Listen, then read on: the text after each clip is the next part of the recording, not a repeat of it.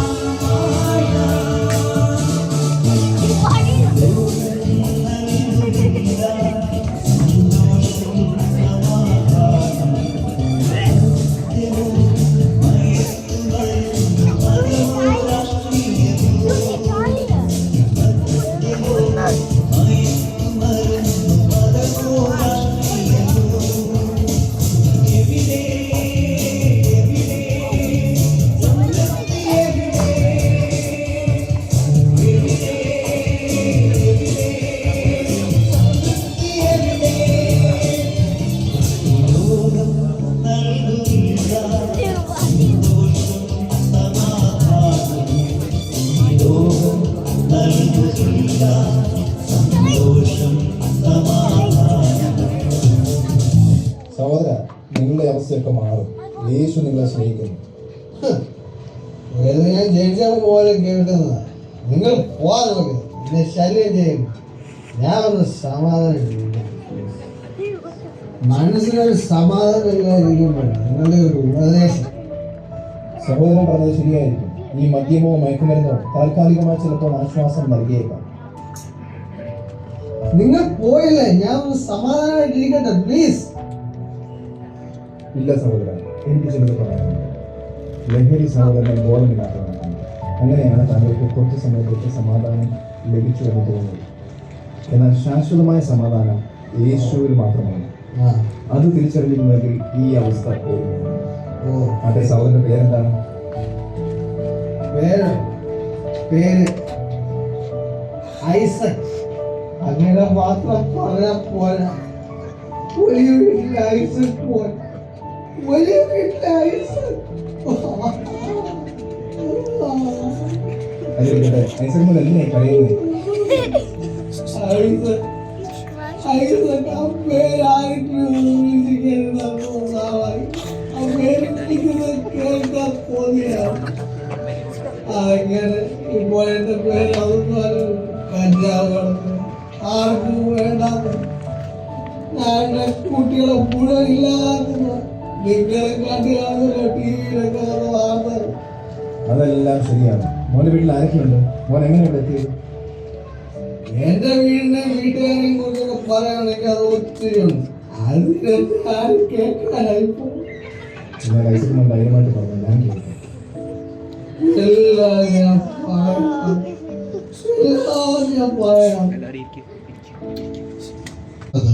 കഥാപാത്രങ്ങൾ: Isaac brother Sanju M Cheriyan, Yonachan brother Baiju M J, Samkutty brother Aneesh Sreedharan, Rincy sister Vidya Aneesh, Riya Merlin Beri Baiju, Shirley sister Viji Joji.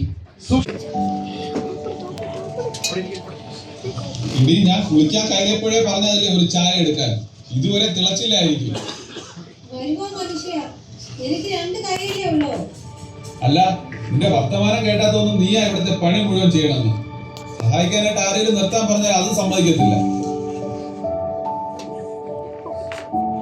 തൽക്കാലം എനിക്ക് സഹായത്തിന് ഇപ്പോൾ ആരും വേണ്ട. രാവിലെ ഇനി ഒന്നും രണ്ടും പറഞ്ഞ് തുടങ്ങണ്ട. മോനെ കണ്ടില്ലല്ലോ, എണീറ്റില്ലേ അവൻ? ഓ, അതെങ്ങനെയാ? ഇന്നലെ കിടക്കാനല്ലോ ഒത്തിരി വൈകി. ഫ്രണ്ട്സിന്റെ കൂടെ കമ്പനി സ്റ്റേഡിയം പ്രോജക്റ്റ് വർക്കും മറ്റോ എന്തോ ഉണ്ടായിരുന്നെന്ന് പറഞ്ഞു. ഇന്നലെ അവൻ വന്നപ്പോ തന്നെ ഒത്തിരി ലേറ്റ് ആയില്ലേ? പിള്ളേരെല്ലാം കൂടി പ്രോജക്റ്റ് ആണോ പഠിത്തമാണോ എന്തോ ദൈവത്തിനറിയാം. കൂട്ടും കൂട്ടുകെട്ടിനെ കുറിച്ച് കഴിഞ്ഞ ആഴ്ചയിൽ കൂടെ പാസ്റ്റർ പ്രസംഗിച്ചതാ. വേറെ ഒന്നും നിങ്ങൾ കേട്ടില്ലായിരുന്നു? പാസ്റ്റർ പ്രഭാത പ്രാർത്ഥനയെ കുറിച്ചും പറഞ്ഞിരുന്നു. ആ സമയം അവിടെ ഇരുന്ന് രണ്ട് കൈയും പൊക്കി നിങ്ങൾ ഹല്ലേലൂയ പറയുന്നുണ്ടായിരുന്നല്ലോ. അതൊന്നും ഇവിടെ കാണാനില്ലല്ലോ. അത് അന്നേരത്തെ ആവശ്യത്തിന് നമ്മൾ കൈ കൊടുക്കും, ചിലപ്പോ കൈ അടിക്കും. അല്ലെങ്കിൽ പാസ് വിചാരിക്കില്ലേടി ഞാനൊരു ആത്മീയനല്ലെന്ന്. ഒന്നുമില്ലെങ്കിലും നമ്മൾ ഈ സഭയിലെ പഴയ വീട്ടുകാരല്ലേ. ഓ, പ്രഭാത പ്രാർത്ഥനയുടെ കാര്യമൊന്നും ആരും പറയണ്ട. ഇവിടെ ഞാൻ ഒരുത്തൻ മാത്രം എല്ലാ ദിവസവും രാവിലെ 4 മണിക്ക് പാട്ടും പാടി പ്രാർത്ഥിക്കുന്നുണ്ട്. മറ്റാരെയും ഈ വഴിക്ക് കാണാറില്ലല്ലോ. ഓ, അപ്പം പിന്നെ തുടങ്ങി. ആടാ, അപ്പം തുടങ്ങും കേട്ടോ മോളെ. എൻ്റെ മേരിക്കുട്ടി, അതായത് ഇവൻ്റെ അമ്മയുടെ ഉണ്ടായിരുന്ന കാലത്ത് എല്ലാ ദിവസവും സന്ധ്യാപ്രാർത്ഥനയിൽ 10 വാക്യം പറഞ്ഞ് കേൾപ്പിക്കാതെ അത്താഴം കൊടുക്കത്തില്ലായിരുന്നു. പിന്നെ പ്രഭാത പ്രാർത്ഥനയ്ക്ക് ഈ വീട്ടിലെല്ലാവരെയും നിർബന്ധമായിട്ട് എഴുന്നേൽപ്പിച്ചിരുന്നു. ഓ, ഇവന്റെ കല്യാണം കഴിയുന്നത് വരെ ആ പതിവൊക്കെ ഇവിടെ ഉണ്ടായിരുന്നു. ഇപ്പൊ എനിക്കായി എല്ലാത്തിനും കുറ്റം. ഞാനാണല്ലോ എല്ലാത്തിനും കാരണം. മോളെ, നിന്നെ വിഷമിപ്പിക്കാൻ വേണ്ടി പറഞ്ഞതല്ല കുഞ്ഞെ. നീ പ്രാർത്ഥിക്കുന്നുണ്ടെന്ന് എനിക്കറിയാം. അവന്റെ കാര്യം അങ്ങനെയാണോ? അവൻ ഇപ്പം ബിസിനസ്സും രാഷ്ട്രീയവും മറ്റെല്ലാമായിട്ട് നടക്കുമല്ലേ. അപ്പൻ എന്നും ഇതിങ്ങനെ പറഞ്ഞുകൊണ്ടിരുന്നാലേ സമാധാനം വരത്തുള്ളൂ അല്ലേ? അല്ലടാ മോനെ, നമ്മൾ പ്രാർത്ഥിച്ചാൽ നമ്മുടെ തലമുറയ്ക്ക് കൊള്ളാം.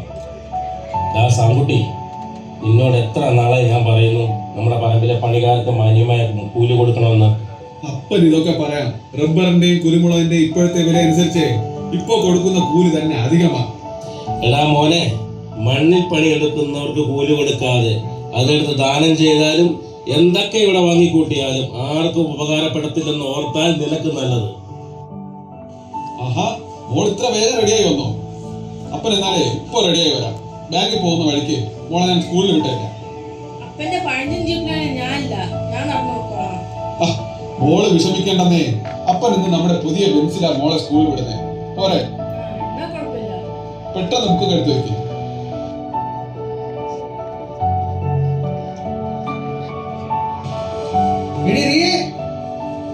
നീ വന്നേ, പൈസ വന്നേ. ഞാനൊരു ആവശ്യത്തിന് വെച്ചിരുന്ന കാശാ. അച്ചാച്ചന്റെ പൈസ ഒന്നും ഞാൻ എടുത്തില്ല. നീ കൂടുതൽ കളിക്കാൻ നിൽക്കരുത്. പൈസ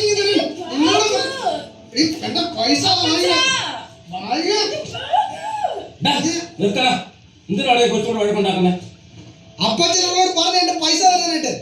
മോളെ, നീ എടുത്തെങ്കിൽ അങ്ങ് കൊടുത്തേര്. വെറുതെ കിടന്ന് അക്ഷരം വേണം ഉണ്ടാക്കാതെ. ഞാൻ പൈസ ഒന്നും എടുത്തിട്ടില്ല അപ്പച്ച. അല്ലെങ്കിൽ പിന്നെ ഞാൻ അവിടെ വെച്ചിരുന്ന പൈസ ഇവിടെ പോയി. നീ പോയി നന്നായി നോക്ക്, അവിടെ തന്നെ കാണും. നിന്റെ പൈസ ഒന്നും ഇവിടെ ആരും എടുക്കത്തില്ല.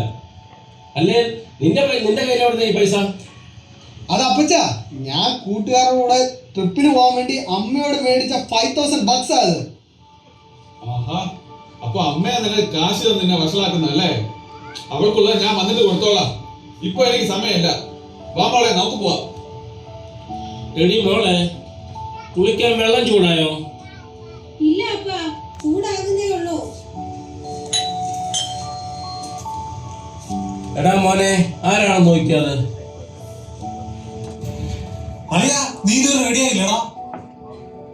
എന്തോ പറയാനാളിയ, രാവിലെ മൊത്തം ആകെ സീനായിരുന്നു പോലെ.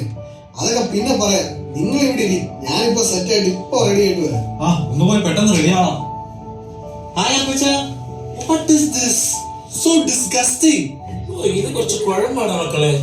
എനിക്ക് വേണ്ട, ഇവനും ഇച്ചിരി തേച്ച് കൊടുത്തേക്ക്. മോനെ, നിനക്ക് വേണോ?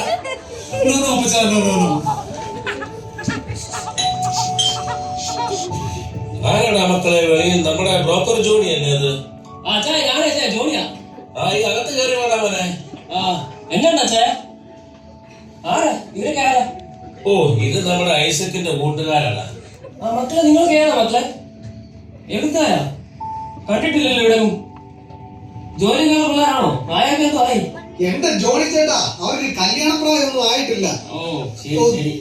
ഗായ്സ്, നമുക്ക് സമയമായി. കമോൺ ഗായ്സ്, നമുക്ക് ഇറങ്ങാം. അമ്മേ, ഞാൻ ഇറങ്ങുവാണ് കേട്ടോ. പ്രാർത്ഥിച്ചുകൊണ്ട് പോടാ മക്കളെ. ആരെയും വിശ്വസിക്കാൻ പറ്റാത്ത കാലമായത്. അച്ഛാ, പിന്നെ ഞാൻ പറഞ്ഞ കാര്യം പറയാം. അച്ഛൻ്റെ കൊച്ചുമോൻ നമ്മുടെ ഗുജറാത്തിലുള്ള ജോമോനില്ല പാസ്റ്റർ. അച്ഛൻ്റെ ഒരു കല്യാണക്കാരെ അച്ഛൻ പറഞ്ഞിട്ടില്ല. ഞാൻ സംസാരിക്കാൻ വേണ്ടി വന്നു. എന്താണ് ജോണി അത്? ഞാൻ നിന്നെ വിളിക്കാനിരിക്കുമായിരുന്നു. അച്ഛായ, ഞാൻ അവരോട് സംസാരിച്ചു. അവരുടെ വീട്ടിൽ പോയായിരുന്നു. ഞാൻ അച്ഛൻ്റെ തറവാടിത്തോ നമ്മുടെ കുടുംബവിധോ എല്ലാം പറഞ്ഞു. അച്ഛായ, അവർക്ക് താല്പര്യമില്ല. എന്താന്ന് വെച്ചാൽ നമ്മുടെ പയ്യൻ പാസ്റ്റർ അല്ലേ, അതും ഗുജറാത്തില്. അവൻ അപ്പനും ഒരു നോർത്ത് ഇന്ത്യ പാസ്റ്ററും. നമുക്ക് വല്ല കാനഡ യൂറോപ്പും ഒക്കെ ആയിരുന്നെങ്കിൽ നമുക്ക് എങ്ങനെയൊക്കെ ഒന്ന് പറഞ്ഞ് സമ്മതിപ്പിക്കായിരുന്നു. ഇനിയാണെങ്കിൽ നമ്മുടെ ചെറുക്കന് കാനഡ യൂറോപ്പിൽ എവിടെ വേണമെങ്കിലും പോകാമല്ലോ. വേണ്ട വേണ്ട, അങ്ങനെ ഒരു ബന്ധത്തിന് ഞങ്ങൾക്ക് താല്പര്യമില്ല. കർത്താവ് അവർക്കൊരു ദർശനം കൊടുത്തിട്ടുണ്ട്. അതുകൊണ്ട് അവരിതെല്ലാം വിട്ട് കർത്താവിന്റെ വേലയിലായിരിക്കുന്നത്. ദൈവം അവർക്ക് വേണ്ടത് കരുതിക്കൊള്ളും. അതിപ്പോ എന്റെ വേണ്ട അച്ഛാ. പിന്നെ ഞാൻ ഒരു കാര്യം പറയട്ടെ, അച്ഛാ ഈ പ്രായത്തിൽ തന്നെയൊക്കെ താമസിക്കാൻ ഭയങ്കര ബുദ്ധിമുട്ടായിരിക്കും അല്ലേ? അത് ശരിയാടാ ഉവ്വേ, ഈ വയസ്സുകാലത്ത് എന്നാ ചെയ്യാനാ? അച്ഛന് വയസ്സായെന്ന് ആരാ പറഞ്ഞേ? അച്ഛൻ ഇപ്പോഴും ജീവിച്ചില്ലല്ലേ? അച്ഛാ പിന്നെ ഞാനൊരു കാര്യം പറയട്ടെ. നീ പറയണ ജോഡി. അച്ഛനെ പോലെ ഒറ്റപ്പെട്ട് താമസിക്കുന്ന വലിയ ബാധ്യതയൊന്നും ഇല്ലാത്ത നല്ല അടിപൊളി അമ്മമാരുടെ ഓട്ടോ സംഭവമൊക്കെ നമ്മുടെ കണ്ട്. നീ എന്തോടാ പറഞ്ഞു വരുന്നേ? അത് പിന്നെ അച്ഛായ ഒരു കൂട്ടൊക്കെ വേണ്ടേ? മക്കളോടൊക്കെ ഞാൻ സംസാരിച്ചാളാന്നേ. നമുക്കൊരു കല്യാണമൊക്കെ അങ്ങോട്ട് സെറ്റ് ആക്കാവുന്നേ. ഇറങ്ങിപ്പോളാ സാത്താന്റെ സന്തതി എന്റെ വീട്ടിൽ നിന്ന്. ഇനി എന്റെ കൊച്ചുമോനും നീ പെട്ട് നോക്കണ്ട. ഇയാളോട് നല്ല കാര്യം പറയും, കളവന്റെ തലയിലും ചേർത്തില്ല. എന്താ അപ്പൊ അവിടെ ഒരു ബഹളം? ഓ ഒന്നുമില്ല മോളെ, ചൂടുവെള്ളം ആയെങ്കിൽ ഇങ്ങടുത്തേ. ആയിട്ടില്ല അപ്പ, ചൂടാകുമ്പോ ഞാൻ പറയാലോ. ഓ ഇതൊക്കെ കേൾക്കുമ്പോഴാ ജോണിക്കുട്ടി പറഞ്ഞതിൽ കാര്യമില്ല. ഇനി എന്തായാലും ഞാൻ തന്നെ വെള്ളം ചൂടാക്കി കുളിച്ചേക്കാം. അപ്പാ അപ്പാ അപ്പനെവിടെ? എന്താടി കൊച്ചേ? അല്ല, ചൂടുവെള്ളം എടുത്തു വെച്ചിട്ടുണ്ടെന്ന് പറയാനായിരുന്നു. ഓ ദേഹത്ത് തേച്ച കുഴമ്പെല്ലാം ഉണങ്ങി തുടങ്ങി. എന്തായാലും നീ ചൂടാക്കി തന്നതല്ലേ, കുളിച്ചേക്കാം. കർത്താവേ സ്തോത്രം സ്തോത്രം സ്തോത്രം സ്തോത്രം.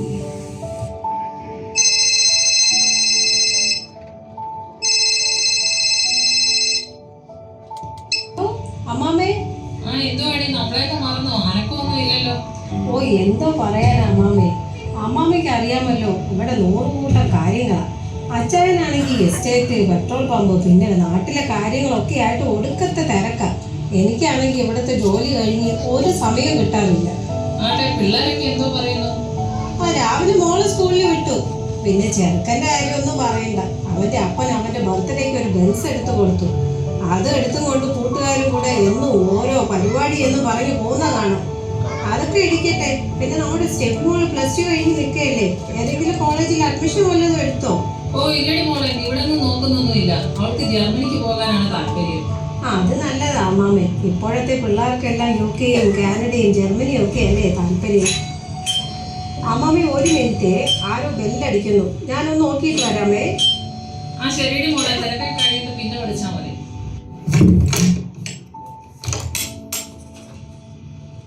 ഷെർലി ആയിരുന്നോ? ബെല്ലടി കേട്ടപ്പോഴേ തോന്നി നീ ആയിരിക്കുമെന്ന്.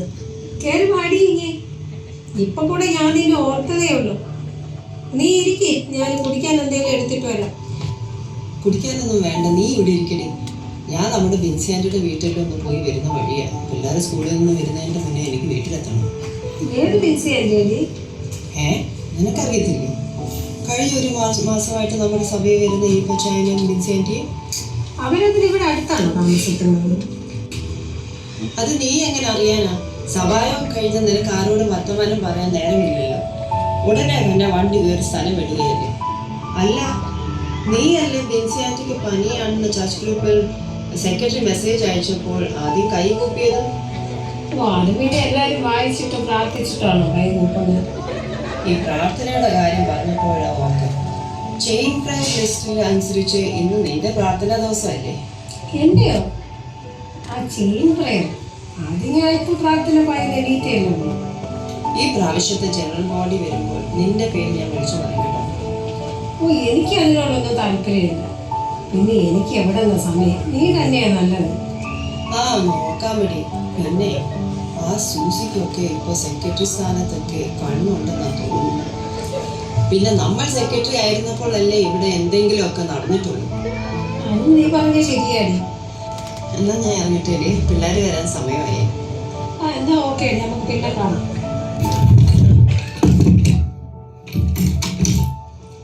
പിന്നെ അവളൊരു സെക്രട്ടറി പോലും. അവൾ എന്തോ അങ്ങ് മല മറിച്ചെന്നായി പറയുന്നത്. ആ സൂസിയായിട്ട് ഒന്ന് വിളിക്കട്ടെ ഞാൻ. അച്ഛനാണെന്ന് തോന്നുന്നു. എന്താ ഈ നേരത്ത്? വൈകിട്ട് വരത്തുള്ളതാണല്ലോ പറഞ്ഞിരുന്നേ. എടി നമ്മുടെ മോൻ വിളിക്കുകയല്ല ചെയ്തായിരുന്നോ? ഇല്ല അച്ഛാ, അവന് എന്താ പറ്റി? അവൻ എന്ത് പറ്റിയെന്ന് അറിയാൻ വേണ്ടി ഞാൻ നിന്നോട് ചോദിച്ചേ. വന്ന് കയറി ഉടനെ ഇങ്ങനെ കടിച്ചു കയറാൻ നിൽക്കാതെ എന്താ കാര്യം എന്താന്ന് പറയേ. നീ നിന്ന് വർത്താനം പറഞ്ഞ സമയം കളയാതെ TV ഓണാക്കി ന്യൂസ് ചാനൽ വെക്ക്. നിങ്ങൾക്ക് എന്താ ഈ നേരത്ത് ന്യൂസ് കേൾക്കാന്? എനിക്ക് ഞാൻ വെള്ളം എടുത്തിട്ട് വരാം.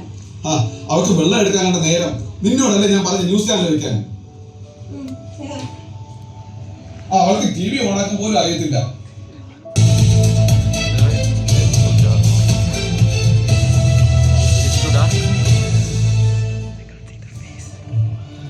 കഴിഞ്ഞ അരമണിക്കൂറായി നമ്മൾ ചർച്ച ചെയ്തുകൊണ്ടിരിക്കുന്ന ഈ വാർത്തയുടെ കൂടുതൽ വിവരങ്ങൾ നൽകുവാനായി സംഭവ സ്ഥലത്ത് നമ്മുടെ റിപ്പോർട്ടർ രാകേഷ് തത്സമയം അവിടുത്തെ വിവരങ്ങളുമായി ചേരുന്നുണ്ട്.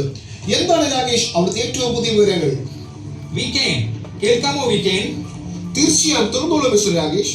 വീക്കെൻഡ് കൃത്യമായ അളവ് ലഭ്യമായിട്ടില്ലെങ്കിലും ഏകദേശം 4 കിലോയിലധികം ലഹരി വസ്തുക്കളാണ് ഈ മൂന്നംഗ സംഘത്തിന്റെ വാഹനത്തിൽ നിന്നും പിടിച്ചെടുത്തിരിക്കുന്നത്. നിലവിൽ പ്രതികളെ കുറിച്ചുള്ള വിവരങ്ങൾ എന്തെങ്കിലും ലഭ്യമാണോ മിസ്റ്റർ രാകേഷ്? 2 പ്രതികളെ പോലീസ് അറസ്റ്റ് ചെയ്തതാണ് ലഭിക്കുന്ന വിവരം. എന്നാൽ ഈ കേസിലെ 1-ാം പ്രതിയെന്ന് പോലീസ് സംശയിക്കുന്ന ലഹരി കടത്തുവാൻ ഉപയോഗിച്ച വാഹനത്തിന്റെ ഉടമ കൂടെയായ വലിയ വീട്ടിൽ സാംകുട്ടിയുടെ മകൻ ഐസക് എന്ന യുവാവിനെ ഇതുവരെയും പിടികൂടുവാൻ കഴിഞ്ഞിട്ടില്ല എന്നാണ് അറിയുവാൻ കഴിയുന്നത്. വീക്കെൻഡ് രാകേഷ്, എങ്ങനെയാണ് പോലീസിന് ലഹരി കടത്തിന്റെ വിവരങ്ങൾ ലഭിച്ചത്? വീക്കെൻഡ് അതിനുള്ള അഭിനന്ദനങ്ങൾ നമ്മൾ തീർച്ചയായും നൽകേണ്ടത് SI ശ്യാമളയ്ക്കാണ്. പോലീസിന് ലഭിച്ച രഹസ്യ വിവരത്തിന്റെ അടിസ്ഥാനത്തിൽ SI ശ്യാമള നടത്തിയ അതിചടുലമായ നീക്കങ്ങളാണ് പ്രതികളെ കുടുക്കുവാൻ സഹായിച്ചത്. ഏതായാലും പ്രതികൾക്കെതിരെ ജാമ്യമില്ലാ വകുപ്പ് ചുമത്തി അന്വേഷണം കൂടുതൽ വ്യാപിപ്പാൻ തന്നെയാണ് പോലീസ് തീരുമാനിച്ചിരിക്കുന്നത്. വരും ദിവസങ്ങളിൽ എനിക്ക് ഒന്ന് കാണാൻ വയ്യേ.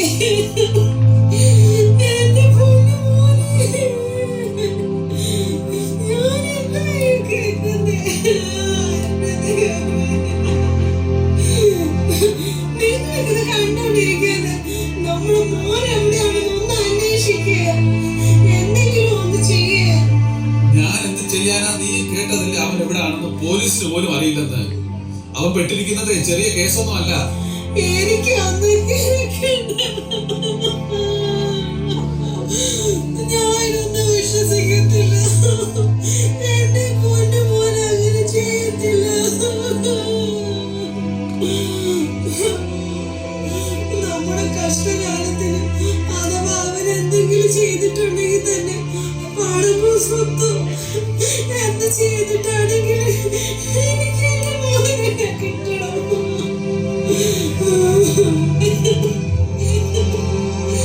നിങ്ങളൊരൊറ്റയാളാ ഈ അവസ്ഥയ്ക്കൊക്കെ കാരണം. നാട്ടുകാരും രാഷ്ട്രീയം ഒക്കെ നോക്കി നടക്കുമ്പോ പിള്ളേരുടെ കാര്യം നോക്കാൻ നിങ്ങൾക്ക് എപ്പോഴാ സമയം? ഇപ്പൊ ഞാനായി കുറ്റക്കാരൻ. അവരിപ്പോഴും കുഞ്ഞാണെന്നും പറഞ്ഞേ ലാളിച്ചും കൊഞ്ചിച്ചും അവനെ ഇത്രയ്ക്ക് വഷളാക്കിയത് നീ ഒറ്റ ഒരുത്തിയാണ്. മതി നിർത്തുന്നുണ്ട് നിങ്ങളുടെ കുറ്റം പറച്ചിൽ. മിണ്ടാനുള്ള യോഗ്യത നിങ്ങൾക്ക് രണ്ടുപേർക്കുമില്ല. ഇതൊക്കെ മുന്നിൽ കണ്ടുകൊണ്ട് ഞാൻ പലതും പറയുമ്പോൾ നിങ്ങൾക്കൊക്കെ പുച്ഛമായിരുന്നു. നമ്മൾ മക്കൾക്ക് എന്തൊക്കെ വാരിക്കോരി കൊടുത്താലും ദൈവത്തെ ആത്മാർത്ഥമായിട്ട് സ്നേഹിക്കാൻ കൂടെ പഠിപ്പിക്കണമായിരുന്നു. പരീക്ഷയെന്നും ട്യൂഷനെന്നും പറഞ്ഞ് പിള്ളേർ എത്ര സഭായോഗങ്ങളാണ് മുടക്കിയതെന്ന് നിനക്ക് ഓർമ്മയുണ്ടോ? അപ്പോൾ ദൈവത്തെക്കാൾ വലുതാണ് ഇവയെല്ലാം എന്നുള്ള ചിന്ത നീ പോലും അറിയാതെ അവന്റെ ഉള്ളിൽ കയറി. മക്കളെ സ്നേഹിക്കണം മോളെ. അത് ബർത്ത്ഡേക്കും മറ്റും മുന്തിയ കാറും വില കൂടിയ ഫോണും വാങ്ങിക്കൊടുത്തും അവർ ചോദിക്കുമ്പോഴൊക്കെ പണം കൊടുത്തുമല്ല സ്നേഹിക്കേണ്ടത്. പകരം നല്ല നിമിഷങ്ങൾ സമ്മാനിക്കണം നമ്മുടെ മക്കൾക്ക്. വല്ലപ്പോഴുമെങ്കിലും എല്ലാവരും ഒന്നിച്ചുകൂടി ഭക്ഷണം ഉണ്ടാക്കി കഴിക്കുന്നതും വീട്ടുവിശേഷങ്ങൾ പങ്കുവയ്ക്കുന്നതും അവരുടെ ശരിതെറ്റുകൾ ചൂണ്ടിക്കാണിക്കുന്നതുമെല്ലാം സ്നേഹത്തിന്റെ ഭാഗമാണ് മോളെ. അതെങ്ങനെ? നിങ്ങൾക്ക് എല്ലാവർക്കും തിരക്കല്ലേ? ഈ വീട്ടിലെ എല്ലാവരും കൂടെ ഒന്നിച്ചൊരു സന്ധ്യാപ്രാർത്ഥന കൂടിയിട്ട് എത്ര നാളായി? ദൈവത്തിനും ദൈവനാമത്തിനും കൊടുക്കണം. പക്ഷെ മോനെ, നമ്മുടെ പണം മാത്രമല്ല ദൈവത്തിന് കൊടുക്കേണ്ടത്. ഒരു ആത്മീയ ചുറ്റുപാടിൽ ജനിച്ചു വളർന്ന നിന്നോട് ഞാൻ ഇതൊക്കെ പറയേണ്ടി വന്നല്ലോ എന്ന് ഓർക്കുമ്പോൾ എനിക്ക് വിഷമമുണ്ട്. കതിരിൽ കൊണ്ട് വളം വെച്ചിട്ട് കാര്യമില്ലെന്ന് പഴമക്കാർ പറയാറുണ്ട്. എന്നാൽ ദൈവത്തിന് സകലതും കഴിയുമെന്നും ദൈവത്തിന്റെ ഉദ്ദേശമൊന്നും അസാധ്യമല്ലെന്നുമാണ് ദൈവവചനം പറയുന്നത്. അതുകൊണ്ട് ഇനിയെങ്കിലും ഈ തമ്മിൽ തല്ലൊക്കെ നിർത്തി കണ്ണീരോടെ രണ്ടുപേരും ദൈവസന്നിധിയിലിരിക്കെ നമ്മുടെ ദൈവത്തിന് അസാധ്യമായതൊന്നുമില്ലടാ.